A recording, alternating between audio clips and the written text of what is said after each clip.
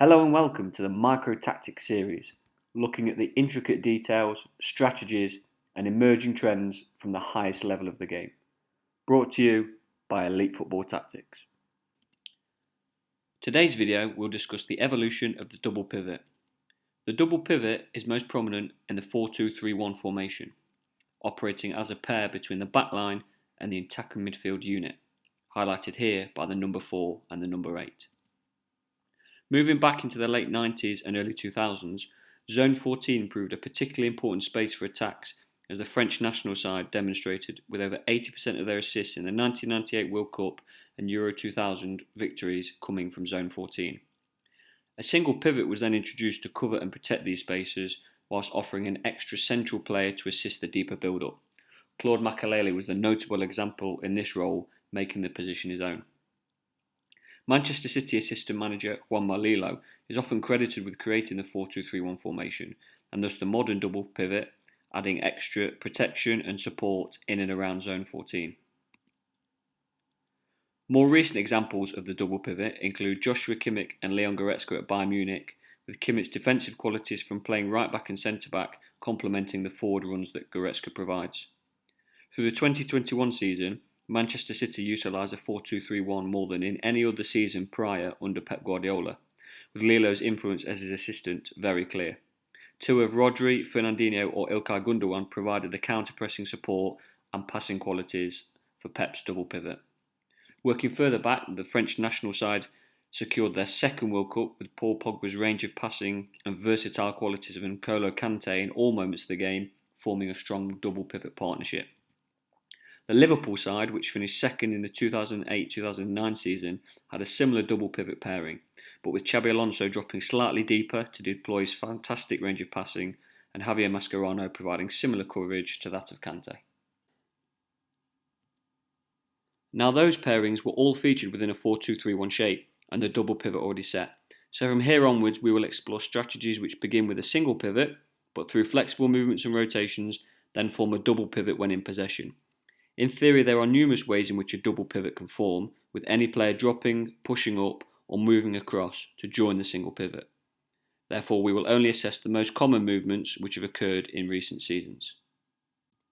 Beginning with Real Madrid, they have often formed a double pivot as the number 4 moves across and one of the two advanced midfielders drops back. From here, the centre forward will drop to create a box or diamond central midfield unit, numerically overloading, often via 4 versus 3.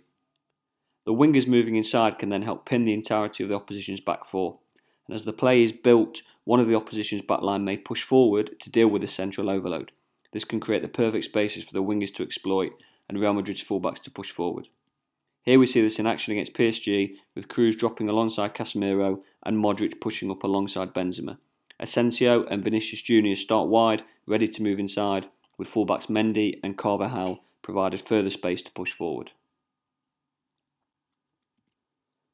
Manchester City have formed a double pivot as one fullback moves inside, often dragging their winger opponent along with them. The back 4 then readjusts to form a back 3, creating useful access from the back line into a very wide winger. Should the opposition's winger stay out though and cover the wide access, then a central midfield overload is again created. When against a lower block, this double pivot and back 3, made up of the original back line of 4 and single pivot, provides perfect transitional cover against any opposing counter-attack. Here we see Zinchenko moving inside from left back, forming the double pivot with Fernandinho, and the temporary back 3 readjusting behind.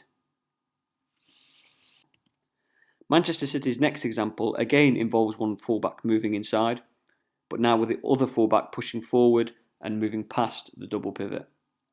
This helps pin and occupy both opposing centre-backs via the number 9 and one of the attacking midfielders.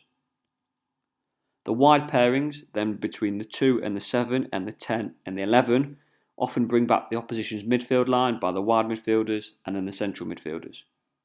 This then means that although Man City have less players back covering behind the ball and around the double pivot, the opposition also has less of a counter-attacking presence in response. Here we see Delph moving inside from left back to form the double pivot with Fernandinho and Walker pushing forward, well ahead of the now double pivot, moving De Bruyne and David Silva further forward around Gabriel Jesus. Sticking with Guardiola, when at Bayern Munich the number 4 would drop into the back line, usually splitting the two centre-backs. From here, both fullbacks would then move inside to create the double pivot with another alternate temporary back 3 created.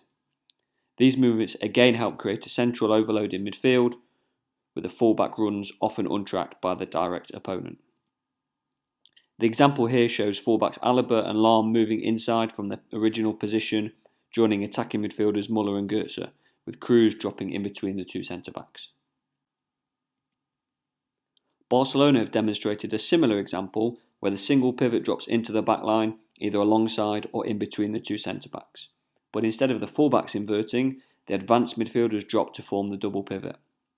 The fullbacks then push forward, creating the width in the attack, with both wingers rolling inside to take the place of the advanced midfielders.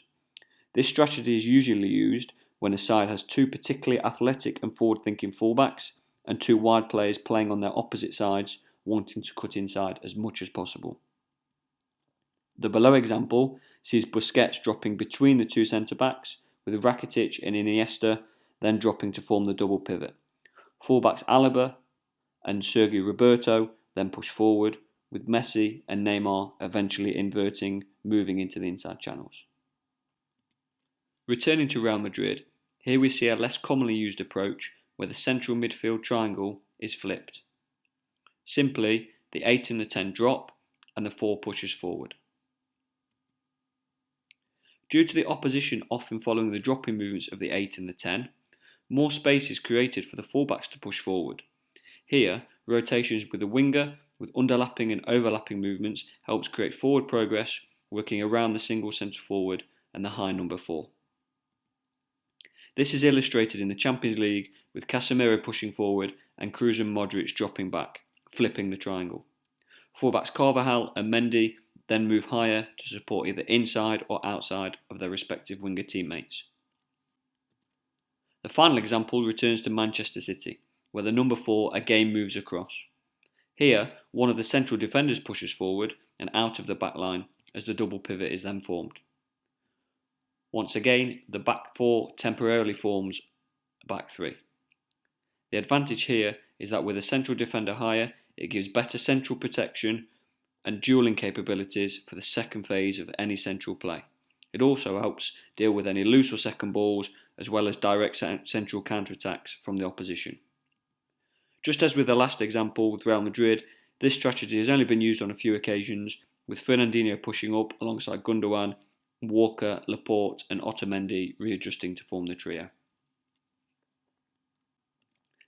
If you enjoyed this video, feel free to subscribe, comment, like and share, and please check out the latest book from the channel titled Football in a Pandemic, focusing on various tactics and strategies used in the Premier League through the COVID-19 pandemic.